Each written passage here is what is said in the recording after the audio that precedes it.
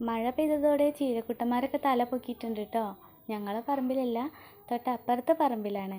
ഞങ്ങളെ വീട് ഇതാ കാണുന്നതാണ്. വഴിയില്ലാത്ത കാരണം ഞങ്ങൾ റോട്ടിൽ കൂടെ ചുറ്റി വളഞ്ഞിട്ടാണ് പറമ്പിലേക്ക് വന്നിട്ടുള്ളത്.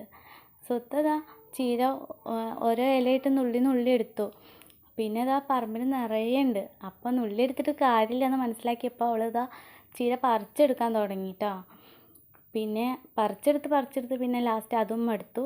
പിന്നെ എന്നോട് പറഞ്ഞു അമ്മ അതൊന്ന് പറിച്ച് തരുമെന്ന്. പിന്നെ ഞാനും പറിക്കാൻ തുടങ്ങി.